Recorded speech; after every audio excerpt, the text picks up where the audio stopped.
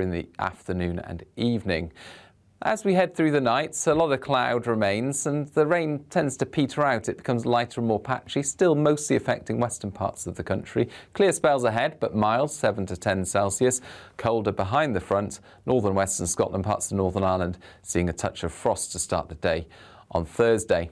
Then Thursday brings with it a lot of cloud cover, further spells of mainly light rain for Scotland, northern England, and later on perhaps for southern and central England as well. But Wales, the southwest, East Anglia and the southeast sees sunny spells, and it's going to be mild once again. 14 Celsius in London, 9 or 10 for Belfast and Glasgow. Into the start of Thursday evening, and clear spells for a time for Scotland, for the southeast as well. A lot of cloud elsewhere, showers increasingly pushing north, and then this more coherent band of rain moving in for Friday, so another unsettled day with spells of rain and wind to come, and the weekend looks similar. Bye-bye.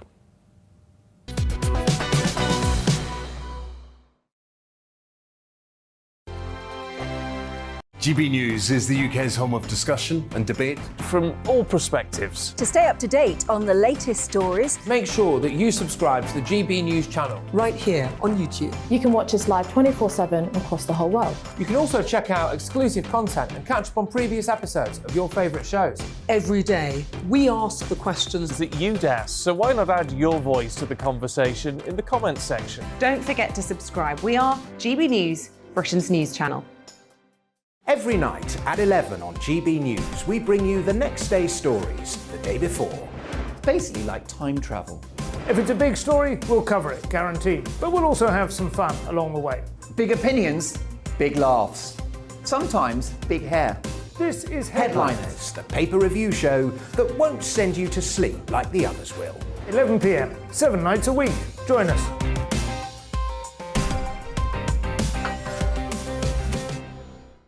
Hello there, I'm Eamon Holmes. And I'm Isabel Webster. And we hope you can join us for Breakfast with Eamon. And Isabel. You make me laugh out loud, belly laugh. Is that important first thing in the morning? Yeah, absolutely. And there's me trying to be deadly serious. News is a serious business. Yeah, I have to rein you in sometimes. Well, it doesn't stop us laughing at it. It doesn't stop us having an opinion on what's going on. Yeah. And it certainly will not stop us reflecting what you think. Weekdays from 6 to 9:30 on GB News. I'm Dan Wootton. Join me Monday to Thursday from 9 to 11 for the feistiest and most fun news debate on TV, where free speech reigns. I'll bring you a sharp take on the day's biggest stories, bombshell newsmaker interviews, and A-list guests.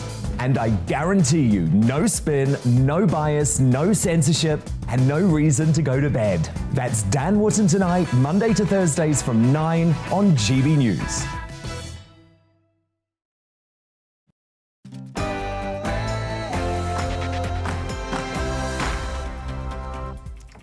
Hello and welcome to PMQs Live with me, Gloria De Piero. In a few moments, we'll be going live to the Commons for Prime Minister's Question Time. We are joined today by Shadow Immigration Minister, Labour MP Stephen Kinnock, and UK Head of Delegation to the NATO Assembly, the Conservative MP, Alec Shelbrooke. And send me your verdict on PMQs. Email gbviews@gbnews.uk or tweet me at gbnews.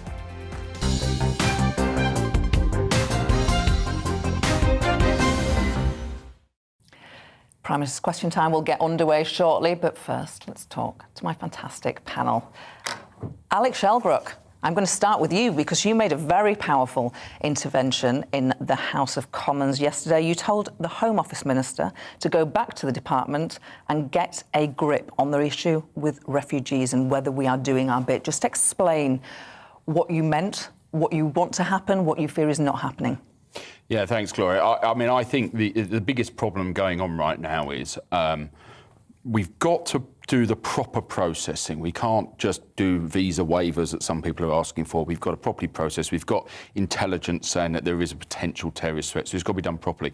But there's no reason why it's taking so long. And the Home Office have got departments around in Brussels, in Paris, but also in Moldova. They're doing things. So when you've got sort of 600 people have, for whatever reason, made their way to Calais, to the coast, surely they can just get a satellite processing centre set up and get people processed and get them moved. Because, you know, as I said in PMQs last week, let's just consider this. If it was our family, our relatives, our friends, you know, a country has invaded and they're being pushed out of their homeland, we've got to react as quickly as we can. We've got to do the proper processes. And as far as I can see, the crisis of the backlog of people not being able to get in is purely because Home Office are just not doing their job quickly enough. Straight talking there. Does the Labour Party, Stephen, believe that there should be checks on people coming into our country? Yes, we believe that the security and biometric checks should continue, but what we're dealing with here is a Home Office which is based on an incompetence and indifference, which is really quite shocking. It's pretty toxic, the culture at the Home Office, I think, under Priti Patel. So that has to change. The security checks should continue, but they can be done en route to the UK. The big difference, really, between our position and the government's position is that for those who don't have family members here, the government is saying there should be a community sponsorship route. That is massive amounts of bureaucracy. They haven't even explained how it's going to work. The scheme hasn't been set up. We're simply saying let's have an emergency visa for any Ukrainian that wants to come to the UK with the basic security and biometric checks in place and without all of this other additional bureaucracy that the government is putting in place, which is just creating bottlenecks and totally inhumane situations and frankly is creating a real stain on our international reputation. Isn't a passport enough, you know, to show where you've come from? Do we need more than just a passport? Why do we need any form at all? Well, I think it makes the assumption that people have got the relevant documentation, which they may not have. But, you know, at the end of the day, I am willing to believe the statements made that the intelligence and security services in the country are saying, look, there is a risk and we've got to process people properly and make sure that they've got the biometrics test and we can verify where they're coming from. But fundamentally, as Stephen said, we've just got to get people processed and get them settled. I mean, what we're actually talking about are women and children. The men have all got to stay and fight. And again, you just picture this, maybe elderly parents, maybe 6, 7-year-olds, you know, just children. The trauma that is going through right now, and unlike in other countries, we're not making a military intervention to help. So this is what we've got to do. Now, I'm proud. I think the Prime Minister is really leading the world response. I'm proud that there's £400 million going to the countries to help support the refugees being processed in those areas. But this is really undermining all of what I think is the great work the Prime Minister's done. But this is cutting his legs off. How hard is it, as a Conservative MP, as a member of the governing party, to have the sort of go at your own government that you had yesterday? Did you wrestle with that? Not really, because I feel so passionate about it. But I don't think I was particularly having a go at the government per se, because as I keep saying, I honestly believe the Prime Minister is really leading the world response. I'm really proud of what he's doing. I think he's really showing statesmanship and getting on with the job in hand. But I think where you've got departments like the Home Office who are really failing in their duty, then I think you've got to call it out. Stephen, were you in the chamber yesterday when President Zelensky addressed MPs? I was in the chamber, yeah. It was quite a moment. Just take us, because we weren't there, obviously, we could only watch it on the telly. Paint a picture of the atmosphere, of the emotions that you went through. President Zelensky is the leader of the free world right now. There is absolutely no doubt that the dignity, the courage, the values that he's showing, he is on the front line in the fight for freedom and democracy. The Ukrainian people that he leads are showing incredible bravery in the face of this barbaric Russian assault, and he is the figurehead for that. And I think the way in which he has stayed in Kiev, and he's got that famous line, hasn't he? Apparently the Americans said, we can get you out if you want. He said, guys, I need ammunition, I don't need a ride. And that line, I think, will just stay with us forever. And he actually did also channel Churchill yesterday, and he talked with Churchillian rhetoric, and I think it's important that we see that, of course, there are differences between 1939 and now, but there are some similarities, and he is standing up to the fascist, imperialist gangster that is Vladimir Putin, and we have to stand shoulder to shoulder with President Zelensky and the Ukrainian people, and that was the unanimous emotion and feeling in the chamber of the House of Commons yesterday. Do you want to add to that? Well, I think actually Stephen's touching on something very important here in the way that he speaks about Vladimir Putin, because the essay that he wrote last summer made his intentions crystal clear. And if you look at it, the invasion is built on he wants to rebuild empire, but he's also talking about Lithuania, he's talking about East Poland, he's talking about Belarus.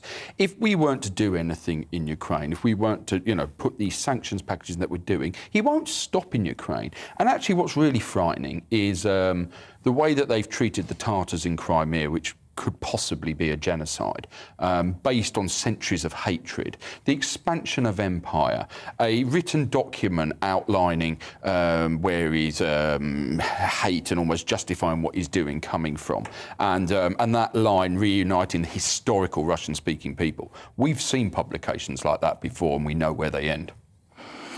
Now, the solidarity that you have expressed, that the world is expressing, is not in doubt. But Mr. Zelensky is urging Western leaders to reconsider that opposition to a no-fly zone. Stephen, tell us why there is such opposition. Well, if we were to try to impose a no-fly zone, it would by definition involve shooting down Russian aircraft and taking out their missile defense capability. And that would lead to a direct confrontation with Russia and, in essence, escalation to World War III. And the NATO powers have to behave responsibly. There has to be a basic strategy of defeating Russia, but without escalating. And that, I think, is the right strategy as we stand. And we have to keep with that, because I think it's about being responsible and recognising the catastrophic impact that potentially a nuclear war would have on all of our peoples. Alec, defeat Russia without risking an escalation is Stephen's point. Do you agree with that? Is there more we can do? Well, I mean, I certainly agree that in any sort of conflict, a de-escalation policy has got to try and be the best approach. And I think the economic approach we're taking is certainly having its impact. I think that, in all honesty, we need to up our rhetoric about nuclear weapons. I think we need to actually send the message that our nuclear forces are on standby, because the whole point of nuclear weapons is to make sure they're not used.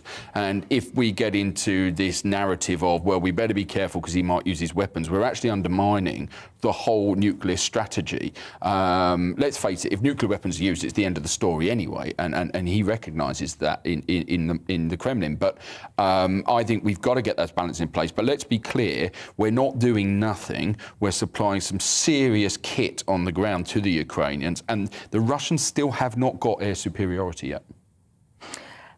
Just briefly, because PMQs will start very shortly, another big event yesterday was the report into the Speaker of the House of Commons, called a serial bully. We both served, so did I, under John Bercow as an MP. Do you think he was biased? Well, there's an investigation going on now into Mr. Bercow and what happened, so I don't think it would be appropriate for me to comment on the details of that. We're going to go straight to the Speaker. Prime Minister's questions is about to start. So it's only leather. Question number one, sir. Prime Minister. Mr. Speaker, thank you. Never before has this House listened to an address like the one given yesterday by President Zelensky. And so I want to tell the House that, working with our friends and allies across the free world, we will be doing even more in the coming days to protect the people of Ukraine. And, Mr. Speaker, my right honourable friend, the Defence Secretary, will be setting out more details for the House later on. Mr. Speaker, this morning I had meetings with ministerial colleagues and others. In addition to my duties in this House, I shall have further such meetings later today. Polly Leather. Thank you, Mr. Speaker. My son Ben died from an aortic dissection at age 44, leaving a wife and 2 young children, a condition which kills 2,000 people every year needlessly, more than die on the roads. Most people do not know anything about this condition until it devastates their family, like mine. So many of these cases are preventable by identifying those at risk and early and accurate diagnosis. Would the Prime Minister commend the work of the Aortic Dissection Charitable Trust in working with all aspects of the patient pathway about this condition? And in particular, will he commit to public funding for research into the diagnosis of aortic dissection and into genetic screening for it? Prime Minister. May I say to my honourable friend first how very sorry I am, as I'm sure the whole House is, for the loss of her son, Ben. And she's a passionate advocate for this work, and I thank the Aortic Dissection Charitable Trust. She's obviously, Mr. Speaker, completely right that accurate, fast diagnosis and treatment is crucial, and that's why I'm very pleased that the National Institute for Health Research is looking to do further work in this area, and my right honourable friend, the Secretary of State for Health, will meet her at his earliest convenience. Now comes the Leader of the Opposition, Keir Starmer. Thank you, Mr. Speaker. The typical energy bill is going up by £700 next month, and that's because of pressures before Russia invaded Ukraine. The Chancellor's solution? A forced £200 loan for every household, paid back in mandatory instalments over 5 years. The big gamble behind that policy was that energy costs would drop quickly after a short spike. That bet now looks certain to fail. When will the Prime Minister force the Chancellor into a U-turn? Prime Minister. Mr. Speaker, my honourable friend, the Chancellor, has set out plans to help families with energy costs, with unprecedented measures to abate council tax by £150, Mr. Speaker, in addition to all the other schemes that we are putting forward. And I can tell the House that, yes, he's absolutely right that we need to meet the long-term impacts of the spike in energy prices, and that's why I will be setting out an energy independence plan for this country, Mr. Speaker, in the course of the next few days to ensure that we undo some of the damage of previous decisions taken, not least by the Labour government, to invest in not to invest in nuclear, Mr. Speaker, and so that we prepare our people for the long term and with sustainable, cost-efficient energy supply. Mr. Speaker, I don't think the Prime Minister understands the mess he's in. Working families are facing a £700 spike in April. They won't even receive their £200 loan from the Chancellor until October. The wholesale price of oil and gas is now ballooning. So, by October, when the loan finally comes in, household bills are set to shoot up by another £1,000. It's a total mess. So I ask again, when is the Prime Minister going to force the Chancellor to U-turn? Prime Minister. Mr. Speaker, if he's asking for the Chancellor to U-turn on the support that we're giving to families and households, I think that he is absolutely out of his mind. We are going to continue to give people support throughout this difficult period, as we did throughout the coronavirus epidemic, Mr. Speaker, with unprecedented levels of support. We have a £200 discount on bills, £150 a non-repayable reduction in council tax, and £144 million extra to help councils support vulnerable families with their energy bills. Altogether, Mr. Speaker, there is a £20 billion package of financial help that we are giving the British people, and we will continue to do more. I think a U-turn, Mr. Speaker, is the last thing we want.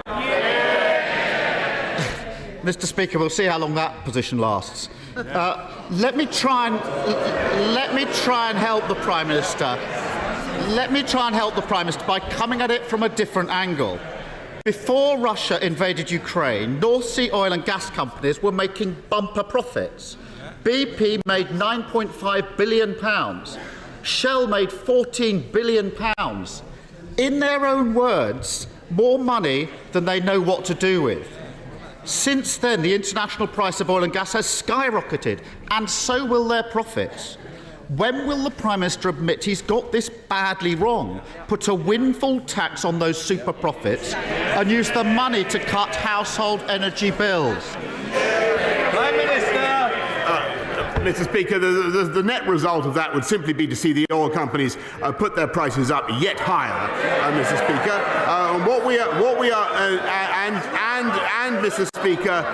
Mr. Speaker, make it more difficult for them to do what we need them to do, and which I think, by the way, Mr. Speaker, they are doing very responsibly at the moment, and that is divesting from dependence on Russian oil and gas. And that is the way forward for this country. It is to take a sober, responsible approach, end our dependence on hydrocarbons altogether, and particularly Russian hydrocarbons. And we are taking steps to rectify some of the mistakes made by the Labour government and have a long-term, sustainable, independent energy supply policy. That's what this country needs. Protecting energy profits, not working people. Doesn't that say it all?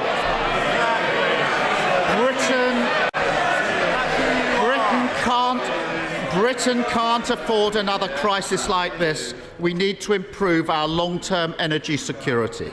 That starts with supporting new nuclear and renewables. But the Conservatives have effectively banned new onshore wind. As a direct result of this short-sighted approach, we're using more gas every year than we import from Russia. That's ludicrous. So will the Prime Minister relax planning laws, end the block on onshore wind, and stop supporting policies that make us so dependent on foreign gas? Prime Minister. Mr. Speaker, it's thanks to the policies that this government has pursued that we actually only are dependent on Russian gas for 3% of our gas needs, unlike virtually every other European country, Mr. Speaker. It's thanks to the massive investment that we've had in renewables, Mr. Speaker, that we are, as I've said many times in this House, the Saudi Arabia of wind power, producer of more offshore wind than virtually any other country in the world, Mr. Speaker. And I think he just committed to supporting, this may be news to some of his party, but he just committed to supporting more nuclear power. Great news. There is more joy in heaven, Mr. Speaker. There is more joy in heaven over one sinner that repenteth, Mr. Speaker, than over 100. I'm delighted, and those were the people, Mr. Speaker, who cancelled our nuclear efforts. In the time they were in power. They did completely the wrong thing. I'm delighted to welcome them now into the fold. Come off it. Labour is pro-nuclear. This Prime Minister can't get a single brick laid of a new nuclear plant. Energy security isn't just about supply, it's also about reducing demand. Our housing stock is the least efficient in Europe. That's why Labour set out a plan to upgrade the 19 million British homes that desperately need it within a decade, saving families £400 on their energy bill and cutting UK gas imports by 15%.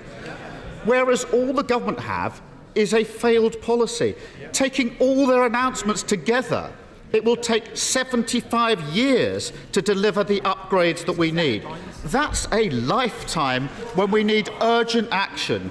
When is the Prime Minister going to get on with it? Prime Minister. Well, Mr. Speaker, I just remind the House that under the Labour government, our nuclear output fell from I think about 25% to about 10% of our energy needs. As I recall, it was because of the decisions that they took. We're now going to rectify it, Mr. Speaker, and we're helping households. He asked about the cost of energy bills. We're helping households with the cost of energy bills to the tune of £9.1 billion. Now, why can this government afford to do that? Why can we afford to put huge quantities of taxpayers' money into supporting households and their energy costs? I'll tell you why, Mr. Speaker. It's because we got the fastest growth in the G7. And don't forget that if we'd listened to Captain Hindsight, we'd have stayed in lockdown and we'd have never achieved it, Mr. Speaker. 12 years in power, that's the best he can do? The Ukrainian people, Mr. Speaker, the Ukrainian people are fighting for democracy. We must stand with them.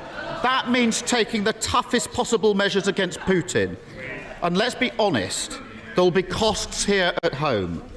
We can withstand those costs, and we must, by using a windfall tax to keep bills down for working people. By starting a new era of energy policy, never again at the mercy of a dictator. Supporting new nuclear after years of neglect.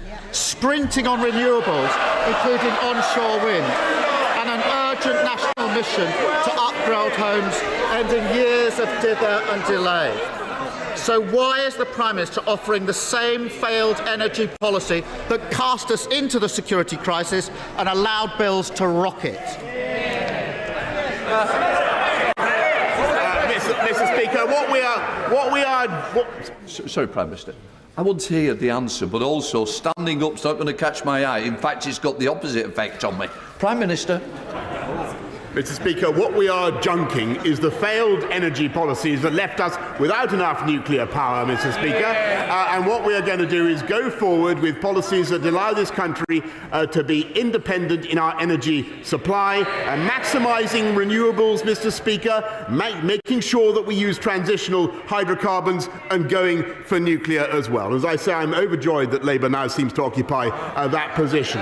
But what we will also do, Mr. Speaker, and here he has been supportive, is make sure that as a House of Commons we work together to maintain our opposition to Vladimir Putin's vile war in Ukraine. And there, together with the toughest possible economic sanctions, by maintaining our military support for the people of Ukraine, I have no doubt that though there will be dark days ahead and difficult times, Mr. Speaker, we will come through it stronger. And I have no doubt that Vladimir Putin will fail and we will succeed in restoring a sovereign and independent Ukraine. Thank you, Mr. Speaker. For over 2 decades, Thames Water has been trying to build a reservoir in my constituency that would be over 30 metres high and cover the equivalent of over 2,500 football pitches. This has been a shadow over the local community, who don't think they've proven the need for this proposal. Does my right honourable friend agree that if a company seeks to do something like this, it has to show why it's needed, why it's better than the alternatives, and what the environmental impact will be? They can't behave as though it's inevitable, whether the local community want it or not. Prime Minister. Well, Mr. Speaker, I thank my honourable friend. He's a fantastic champion for his constituents in Wantage. As I understand it, the decision on the Abingdon Reservoir has not actually been made, but we would expect Thames Water to consult further on the proposal, and I know that they will have heard the points that my honourable friend has rightly made. We now come to SNP leader Ian Blackford. Thank you, Mr. Speaker. We are now 14 days into Putin's war, and in that time I've generally tried to work constructively with the UK government, and I will continue to seek to do this. However, nobody should support this government when it comes to the response to the refugee crisis. 760 visa approvals in 2 weeks is disgraceful. In that time, Poland has taken over 1.2 million refugees. Hungary has taken over 190,000 refugees. Germany has taken over 50,000 refugees. Italy, over 7,000 refugees. Ireland, a country of just over 5 million people, has given sanctuary to 3 times as many refugees as the United Kingdom. These numbers don't lie. They tell a devastating truth. Does the Prime Minister find it acceptable that his Home Secretary has overseen one of the slowest, most bureaucratic and incompetent refugee responses in the whole of Europe? Prime Minister. Mr. Speaker, I think everybody sympathises with the plight of refugees, and this government wants to do everything we can to welcome them, and that is indeed what we are doing. And the numbers are almost 1,000 as I speak to him today, and they will rise very sharply, Mr. Speaker. They are uncapped. We expect those numbers to rise to in the region of the hundreds of thousands. As Vladimir Putin doubles down in his attacks, we will go further, Mr. Speaker, and there will be routes by which the whole country can offer a welcome to people from Ukraine, vulnerable people fleeing from Ukraine. And my right honourable friend, the Secretary of State for Levelling Up, will be setting out that route in the course of the next few days. This government has a proud record. We've done more to resettle vulnerable people than any other European country since 2015. Ian Blackford. I don't think the Prime Minister understands the scale of the challenge or the urgency.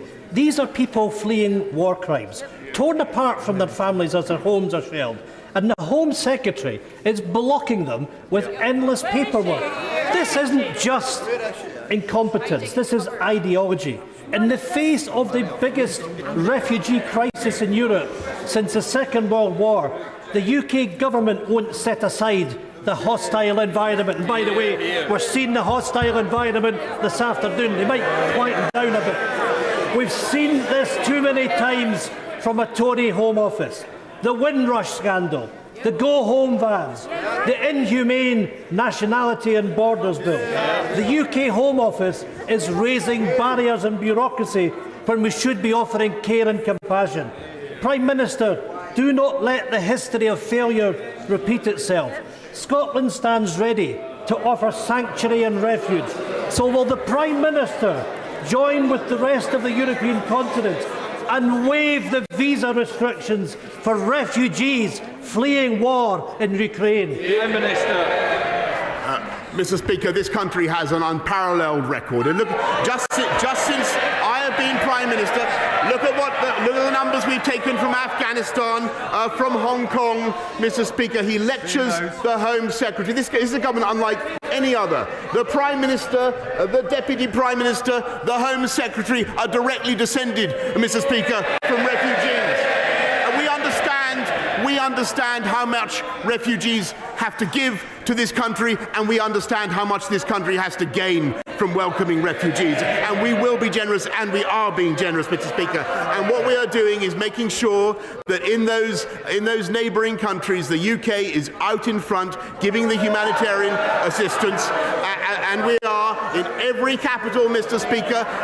They laugh, Mr. Speaker, they mock, they scoff. This country is leading in every respect, but we are also the single biggest donor of humanitarian aid to the Ukraine war zone, Mr. Speaker. The single biggest donor, and he should be proud of that.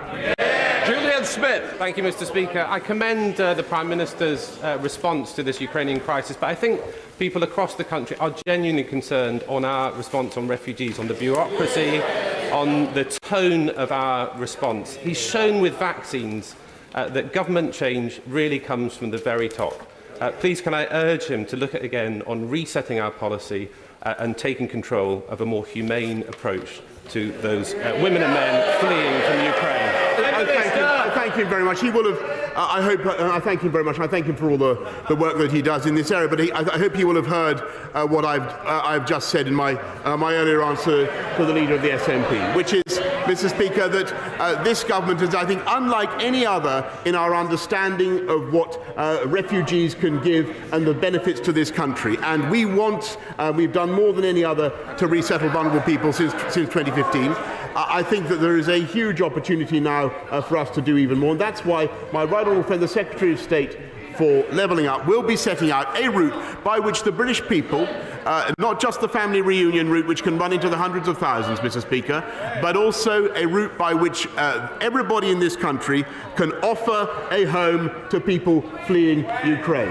And my right honourable friend will be setting that out in the course of the next few days. Sir Geoffrey Donaldson. Thank you, Mr. Speaker. The Prime Minister will be acutely aware of the pressures facing households across the United Kingdom, including in Northern Ireland, with the rapid increase in the cost of heating homes and running a motor vehicle. Heating a home has more than doubled for many households in Northern Ireland in recent weeks. Will the Prime Minister commit to bring forward a package of measures designed to help households, including a cut in VAT on home heating fuel, reducing or cutting excise duty on fuel for motorists? And will he ensure that those measures apply to Northern Ireland where the Northern Ireland Protocol once again presents a problem in this government taking control over the affairs of all of the United Kingdom. Will the decisions that the Treasury take apply to the whole of the United Kingdom? Prime Minister. Mr. Speaker, we will make sure that we do everything to support the people of the whole of the United Kingdom, including Northern Ireland, and we've already extended a further $250 million to help the people of Northern Ireland with the costs of living, particularly heating. As he knows, excise on fuel has been frozen for the last 12 years, and we will ensure that the people of Northern Ireland continue to be protected, along with everybody in the UK, from the cost of living crisis. But the House should be in no doubt that the pressures on energy will continue. We need a pan-UK solution, and that's what we're going to be setting out. John Stevenson. Thank you, Mr. Speaker. Prime Minister, the world has changed. Energy security is vital, but so too is food security. Our food and drink manufacturers and those in the food chain proved their worth during the pandemic. Given the importance to our country of this sector and the need to ensure its competitiveness, its resilience and a high degree of self-sufficiency, will the Prime Minister now take the opportunity to review many of the proposed regulatory burdens, such as HFSS and the promotional and marketing restrictions, which could adversely affect this important sector at this critical time? Prime Minister. Mr. Speaker, he's absolutely right that food security is a crucial issue, and it is affected, of course, by the cost of energy. And the energy inputs into agriculture are certainly something that we need to address. There is also a separate issue, Mr. Speaker, to do with childhood obesity. The House passed measures already in the autumn, the ones to which he refers. We're giving the industry more time to adjust to the impact of those measures. Graham Morris. Thank you, Mr. Speaker.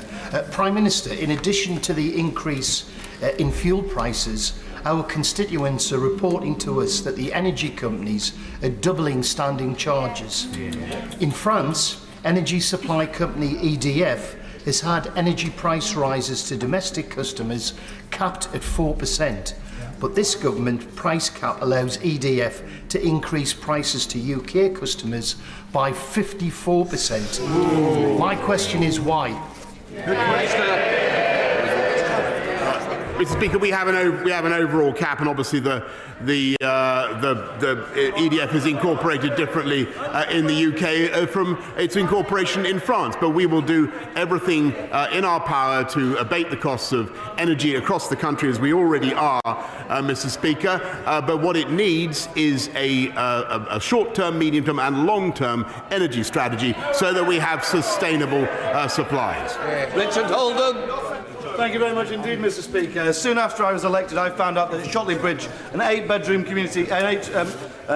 community hospital in my constituency is replaced with a 0-bed unit, something some Labour councillors had known about but said nothing about during the election campaign. After campaigning hard with ministers and the Secretary of State and working with my local NHS trust, a new 16-bed unit is now in the final stages of planning and has been confirmed as part of this government's hospital building programme. Can the Prime Minister confirm that this new community hospital is now full steam ahead, and will he commit to coming to concert to kick off the building works if the plan goes ahead by the end of next year? The Prime Minister. Yes, Mr. Speaker, I'm delighted there'll be a new hospital at Shotley Bridge. I congratulate him on all the work he's done to lobby for it. And, Mr. Speaker, what it proves that this government is getting on, in spite of the pandemic, in spite of war in Ukraine, this government is getting on with the job. Peter Dowd. Thank you, Mr. Deputy Speaker. I've just been to a very harrowing meeting with families affected. They have members of families in care homes and hospitals, and they've suffered unjustifiable denial of access to those loved ones, and it's been massively restricted. And it continues despite the post-COVID environment. Would the Prime Minister be prepared to introduce legislation to make access to loved ones in care homes and hospitals a legal right and not at the discretion of the care home or the hospital concerned? Prime Minister.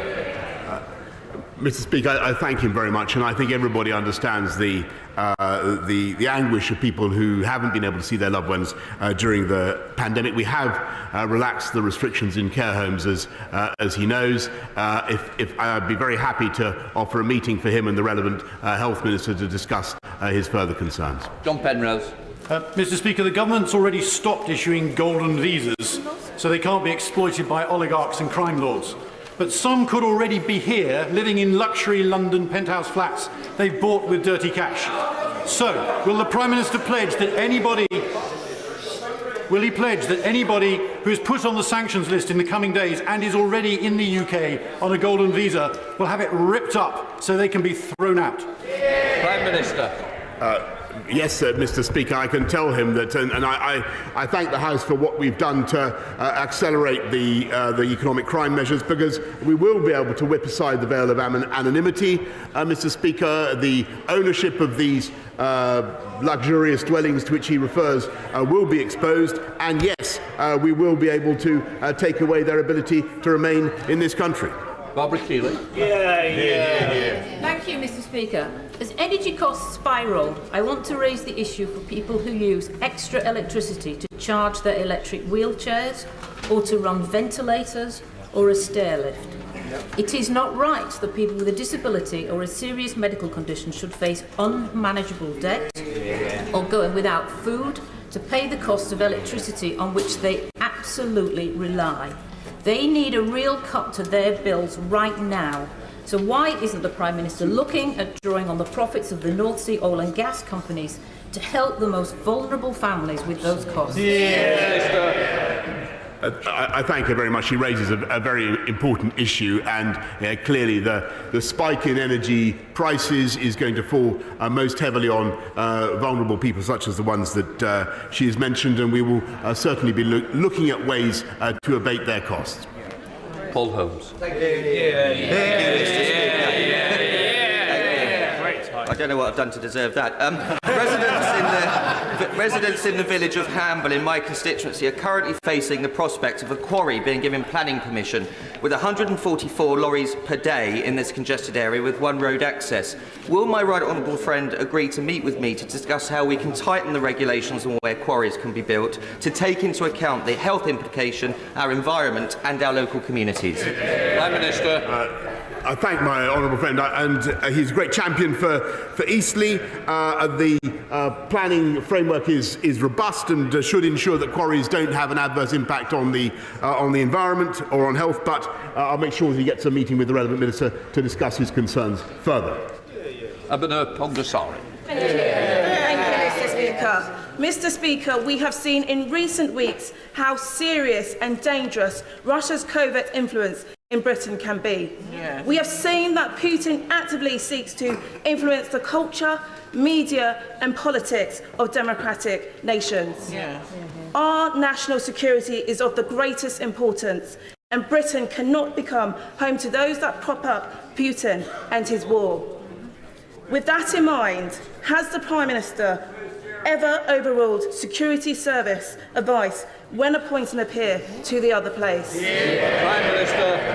No, Mr. Speaker, and actually the Kremlin has singled out the UK for being in the lead on the global sanctions, and as they have, and Mr. Speaker, in leading the world in defiance of the odious war that Putin is leading in Ukraine. Greg Clark. Yesterday, President Zelensky drew on the words of Churchill in this chamber. And as we salute the courage of the people of Ukraine, it reminds us that we can meet in freedom today only because of the courage of a generation of men and women who, in the Second World War, defended us from annihilation. Among them is my friend Flight Lieutenant Colin Bell, DFC, who flew his de Havilland Mosquito in 50 missions over Nazi Germany. Colin Bell is with us today. On Saturday, he celebrated his 101st birthday. Will the Prime Minister join me in wishing Colin a very happy birthday and thanking him for what he did for allowing us to be here today? Prime Minister. Mr. Speaker, I think the whole House will want to join me in thanking him and wishing Colin Bell a very happy 101st birthday. Brendan O'Hara. Thank you, Mr. Speaker. People across these islands have displayed remarkable generosity, including in Argyll and Bute, where Oban Helps Ukraine have been overwhelmed by donations of money, of clothes and of offers of shelter. Sadly, this government's reluctance to allow fleeing women and children to come here lags far behind the desire of the people here to provide them with a roof and a bed. Doesn't the Prime Minister fear that when this war is concluded, and despite whatever else it may have done, that his government will stand accused of lacking the one thing the Ukrainian people needed most: basic humanity? Prime Minister. Mr. Speaker, I really don't think that question reflects the views of people around the world, and nor does it, Mr. Speaker, does it reflect reality. Because this government has done more than any other European country to support people in by way of direct bilateral humanitarian aid, Mr. Speaker, and we have two very generous schemes for allowing people to come to this country. This is a government that believes in welcoming people fleeing from zones of conflict. And, Mr. Speaker, if he shakes his head, look at our record. Look at what we've done. Just in the last 2 years, and he should be proud. He should be proud of what we've done. Maynard. Thank you, Mr. Speaker. We were pleased to welcome both the Prime Minister and the Secretary of State to Blackpool the day after the launch of the Doubling Up White Paper. Will he meet with me to discuss how we can make sure that Blackpool is not just a testbed for innovation in many of the areas of Doubling Up, but a showcase for the impact it can have on the community that I represent? I thank him for his wonderful work in Blackpool for communities he represents, and it was fantastic to be with him and to see the increase, the extension and the upgrading of the tram network in Blackpool, Mr. Speaker, that will help to drive the economy and help to bring high-wage, high-skilled jobs in just the way that we hope to do that across the whole of the UK as we get on with levelling up. Ed Davey. Speaker, in the months before World War II, the UK took in over 60,000 Jewish refugees fleeing Nazi persecution. Over half a century ago, we took in over 27,000 Ugandans expelled by Idi Amin. Since then, we've taken Tamils escaping civil war, Bosnians escaping genocide, and Syrians escaping Assad. But this week, the Home Office turned away hundreds of Ukrainian refugees escaping Putin's bombs because they didn't have the right paperwork.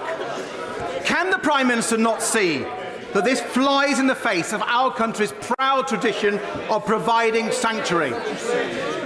And since the Home Office clearly isn't up to the task, will the Prime Minister send in armed forces personnel to speed up the process so Ukrainian refugees can come here quickly and safely? Prime Minister. Mr. Speaker, I thank him very much, and the whole House wants to do as much as we can and as fast as possible. But what he says about the UK is, I'm afraid, completely wrong, Mr. Speaker, because we have visa centres open in Warsaw, in Budapest, in Prague, in Jeszczał, in Poland, in Chisinau, in Moldova, Bucharest, and elsewhere, Mr. Speaker.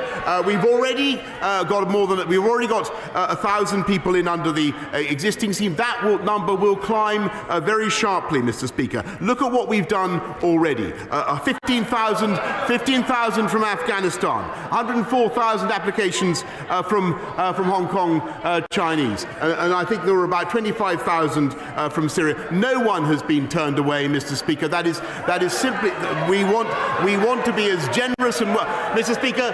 It is important to have checks. Let me make this point to the House, because I think people need to understand. There are some people, Mr. Speaker, who would like to dispense with checks altogether and simply to wave people through. And I've got to say, and I hear the voices on the benches opposite. I do think that is irresponsible, and that is not the approach that we should be taking.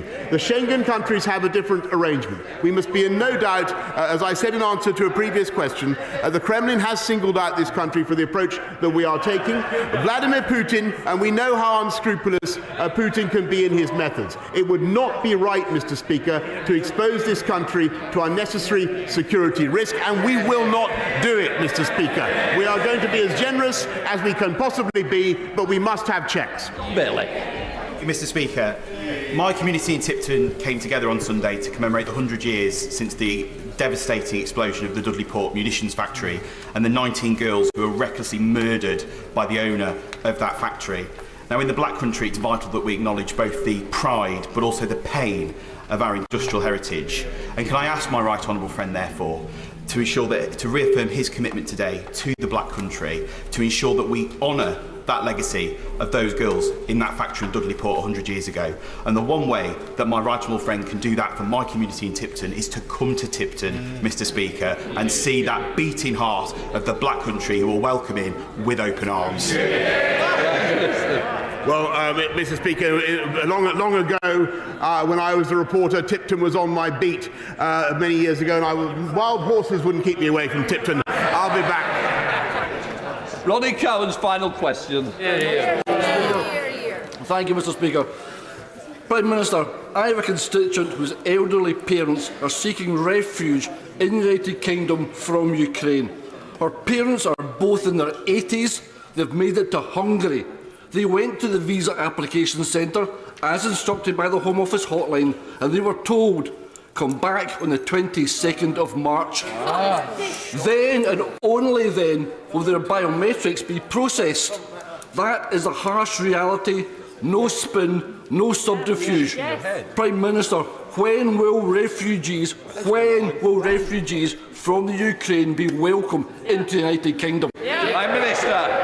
Listen, I thank him. If you'd be kind enough, I'd be grateful if he'd pass me the details of the case that he mentions, and I'd be happy to give it to my right honourable friend. We are moving heaven and earth, Mr. Speaker, because we understand the value to this country of refugees. We also understand the imperative of helping people fleeing a war zone in terror, and that's why the people of this country want to open their arms. And we are going to help them to do it, Mr. Speaker, with a new humanitarian route in addition to the family reunion route that we have already set out. That family reunion route alone, Mr. Speaker, could bring hundreds of thousands of people here. And I think the whole House understands that. We will do even more through the new humanitarian route. That's the end of Prime Minister's questions. Please leave quietly.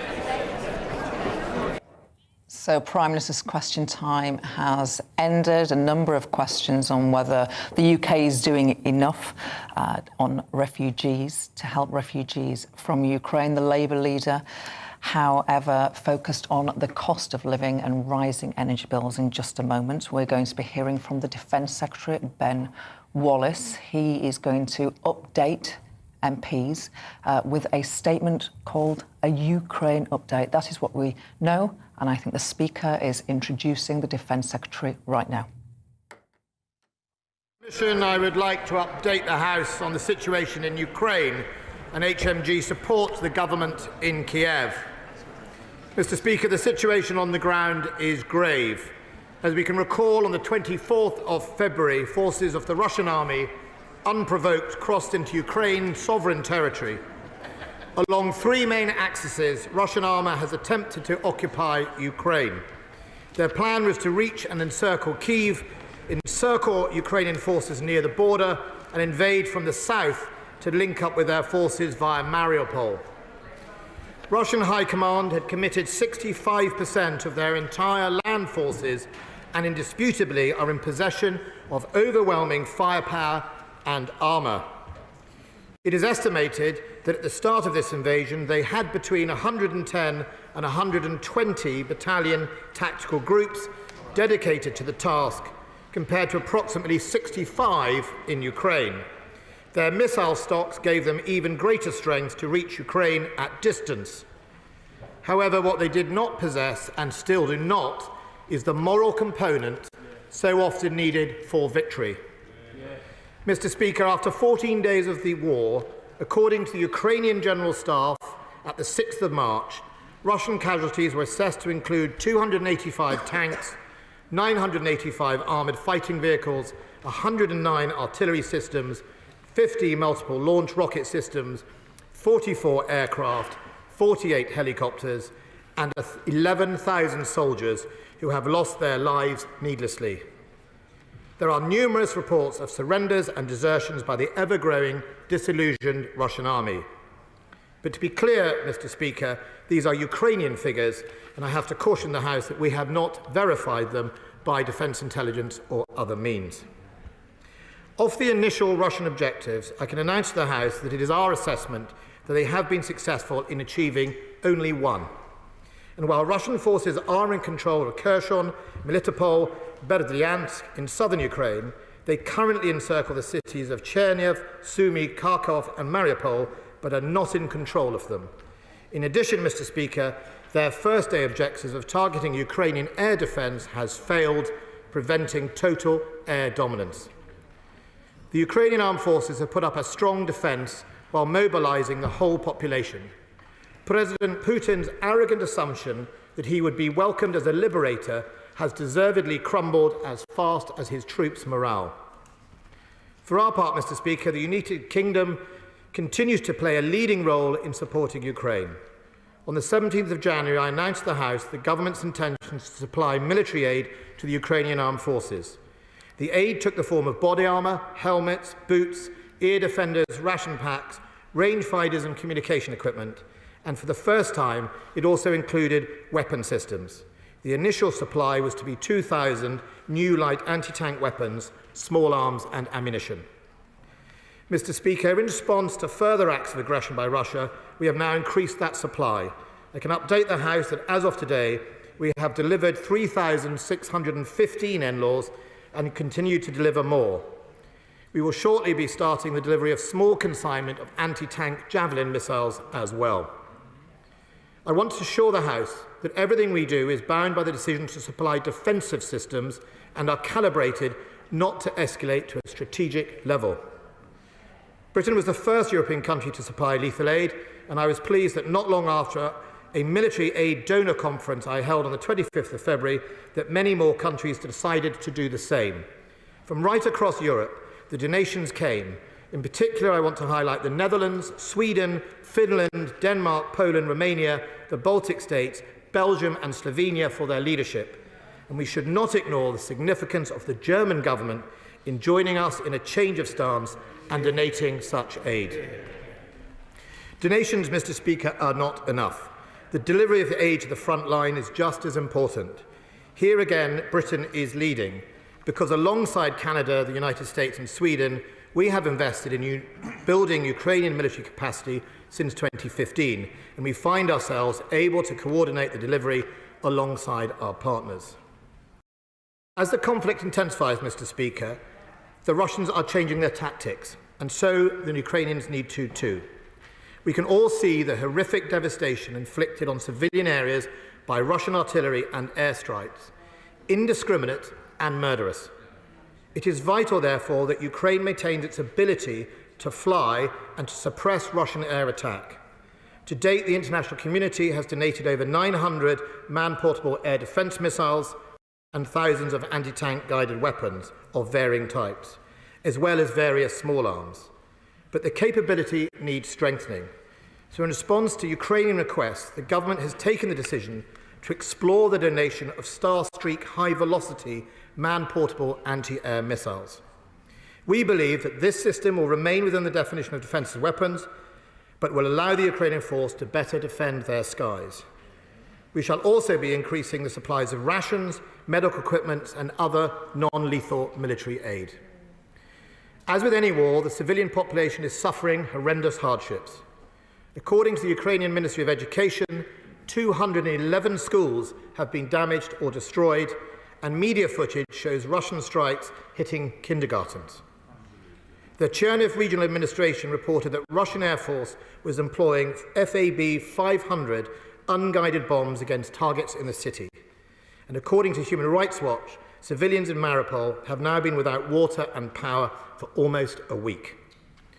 President Zelensky talked of children dying of thirst.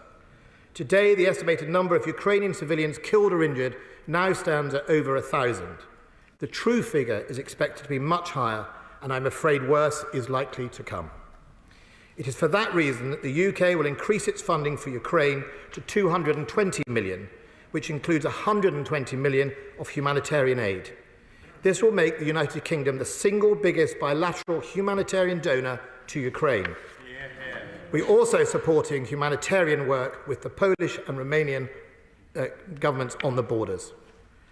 As I said, Mr. Speaker, in my last statement, we still believe it is worth trying to build diplomatic pressure on Russia.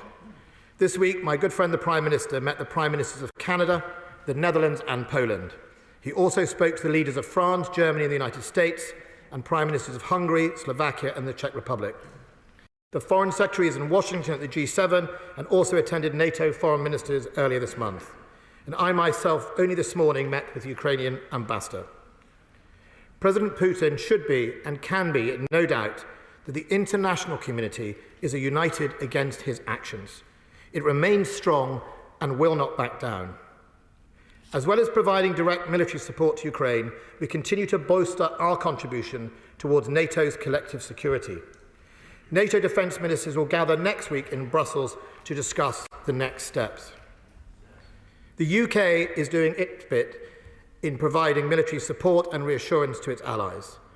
We are currently supplying significant air power to NATO, including increase in air patrols with both Typhoon and F-35s under NATO air policing. We have also deployed additional 4 Typhoons to Cyprus to patrol NATO's eastern border and sent an additional 800 troops to Estonia.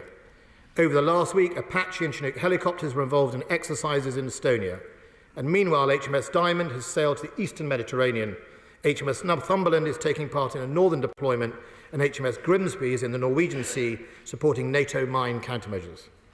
On Monday, HMS Prince of Wales, RFI Third Surge and HMS Defender joined HMS Albion and RFA Mount Bays on exercise Cold Response, a multinational exercise off the coast of Norway. And HMS Richmond will be exercising with our Joint Expeditionary Force. We have put more than 1,000 more British troops on readiness to support humanitarian responses in the bordering countries. Britain's contribution to NATO is significant and enduring. It's important at this time that in order to maximise our reassurance and resilience effect, we coordinate through NATO and the Supreme Allied Commander Europe. Few of us, Mr. Speaker, will not have been moved by President Zelensky's speech yesterday. His people are fighting for their very survival. His country is united against the aggression, and it is indeed his country's darkest hour. Yesterday I saw footage of a Russian armoured train bristling with guns, heading towards Mariupol. A brave, single woman from Ukraine ran to that train and shouted, "Slavo Ukrainia." Unmoved, unintimidated by the guns, the woman's bravery should inspire us all. I know many of our constituents, Mr. Speaker, and our colleagues are fearful of what happens next. President Putin and the Kremlin continue to threaten countries who offer help to Ukraine. Their military campaign will, I'm afraid, get more brutal and more indiscriminate. But, Mr. Speaker, it is my firm belief that our strength to stand up to such bullying comes from our alliances. As long as we stand united, both as a House and as the international community, then the Kremlin's threats cannot hurt us. We should take strength from the peoples right across Europe who are standing shoulder to shoulder to protect our values, our freedom, our tolerance, our democracy and our free press. That is our shield. We now come to the Shadow Secretary of State, John Healey. Thank you, Mr. Speaker. OK, we are not going to take the John Healey statement because we have Labour's Stephen Kinnock with us in the studio. Your response, the Labour Party's response to what we heard from Ben Wallace. Yes, welcome it. Welcome the additional military aid that's being provided. Welcome the clear and robust position that we're taking on supporting the Ukrainian resistance. One thing I would, though, say is we need a root and branch review of our own military strategy and defence strategy in this country. Under this government, we've seen British military capability cut by 10,000 troops, significant cuts to our armoured capability as well. And I think we need a root and branch review of the integrated review, because that said we're going to have this tilt to the Asia-Pacific region. But what this war has reminded us of is it's our backyard that really matters. So I think that this needs to be a full reset of Britain's defence strategy. I'm not seeing that coming from the government. Labour would reverse the 10,000 cut to our troops and would reinvest in our defence capability. I wish I had time to ask you how you're going to pay for it, but that is for another time, Stephen. By getting the British economy firing on all cylinders. Very good. Very good. Alec, with your head of delegation to the NATO Assembly head on, Ben Wallace also said that we have to maintain diplomatic pressure on Russia. Is there any hope for a diplomatic solution to the crisis, in your view? Well, I don't think you can rule it out, and I think you should never shut that door. I think that really this will come about how well the sanctions, the economic pressure hits the people around Putin who start to see the country crumble. I think that Putin's in a real difficult spot now because if you look, for example, after the Cuba Missile Crisis, Khrushchev didn't last very long, Brezhnev came in. Even if you look at the Falkland Islands, Galtieri didn't last very long, came in, because there are always people around who say, hang on a minute, we've got to bring a survival here. And at that point, I think the diplomatic route opens up. I think, you know, what the Secretary of State was saying is that through the NATO alliance, we actually have a very powerful diplomatic presence and plenty of routes for diplomatic conversations. But, you know, let's be clear, what the Secretary of State has said today is we as a country are supplying huge lethal aid to Ukraine, be able to give them that air superiority, but at the same time, making sure we're handling our NATO commitments across the European Eastern Front. Thank you for that. Just briefly, we all raised our eyebrows when Keir Starmer, the Labour leader, did not talk about refugees or the situation in Ukraine. He went on the cost of living. Lots of speculation about whether the Chancellor is going to have to do something, but isn't the problem in this country, Stephen, that people, voters, they want low taxes and brilliant public services, and it's just not possible to have both? Taxes are going to have to go up if you want brilliant public services. We'll deal under Labour. The taxes have to be smart and wise, and the money has to be spent wisely. And what I think Keir brought to the fore today was this huge chasm between the immense profits that these oil and gas companies are making off the back of various crises. But this is something that's been going on before COVID. But now, you know, they're just absolutely skyrocketing profits. They should be taxed. There should be a windfall tax on those profits, which should be used to help people across the length and breadth of the country by cancelling VAT on their fuel bills, and also putting in place a fund for supporting energy-intensive industries such as the steel industry, which provides so many jobs in constituencies like mine. So I think what Keir really showed today is the contrast between those eye-watering profits of the oil and gas companies and the cost of living crisis. We're putting those two issues together. Let's do something about it with a windfall tax that is actually going to deliver for ordinary working people across the length and breadth of our country.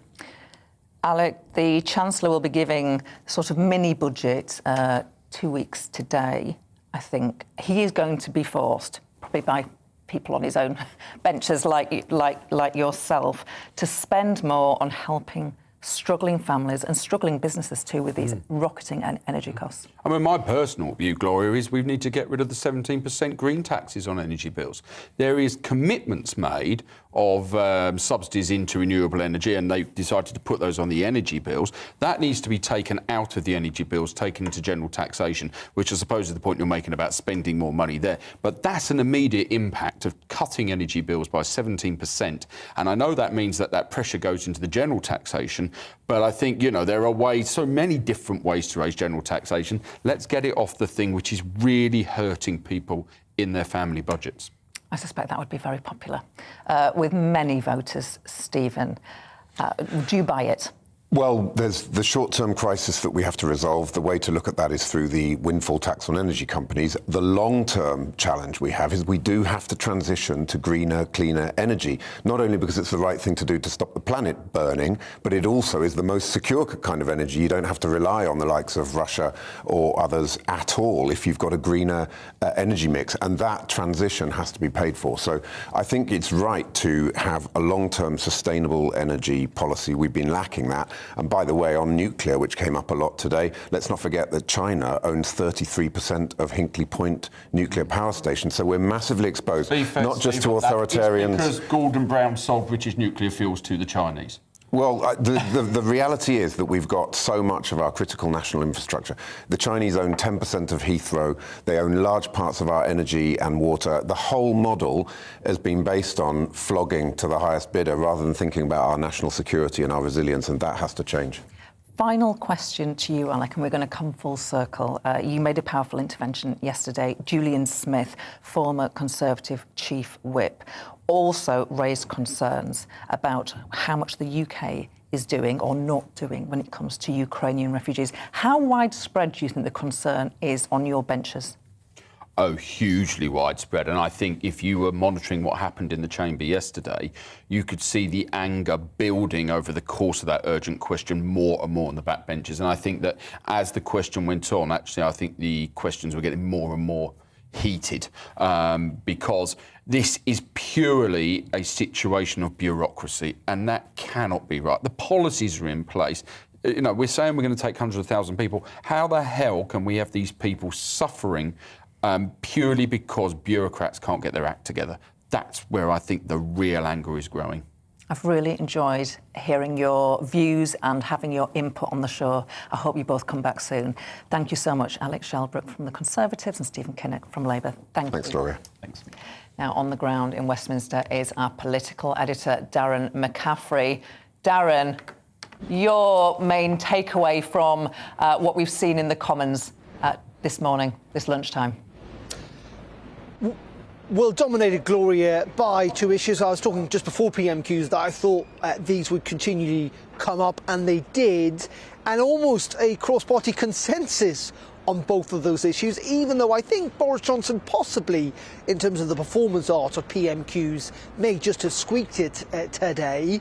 But in the end, he is having to grapple with two very significant subjects that will consume, I think, his agenda, at least for the days and weeks to come. First of all, on this issue of just been discussion about Ukrainian refugees, there is a sense amongst Conservative backbenchers, clearly the opposition, the SNP, the Lib Dems, that the government has somewhat got this wrong, that they've not captured the public mood on this sense that the UK should be doing more, that it's frankly been a mess so far, that bureaucracy has bogged down the process, that it's not seemed humane, as Julian Smith, the former Northern Ireland Secretary, described it. And you look at the figures, as one SNP put it, Ireland today, the Justice Minister there in Dublin, has just announced just over 2,500 refugees have arrived in Ireland so far, with more expected today. The UK, a much bigger country, over 10 times the size, has so far only processed 1,000 applications, and there will be questions, I think, pressure on the Home Secretary to do more, not least of all because there's a sense that the public feel that the UK should be doing more. I think in addition to that, the other really big issue is clearly on energy concerns and this cost of living crisis. We know the bills are going up. They're only likely to go higher given the imposition of this ban on oil, potentially movement on gas too. And I think the government's going to come under pressure in the coming weeks ahead of that, as you say, mini-budget on the 23rd of March, to come up with tangible efforts which will offset this really significant problem for the government. It is something that will hurt them potentially at the ballot box if they don't get it right, Gloria. As ever, thank you, Darren McCaffrey, our political editor. You have been watching PMQs Live with me, Gloria Di Piero. Join me tomorrow at noon. Up next, it's On the Money with Liam Halligan, but now it is time for your latest news with Rosie.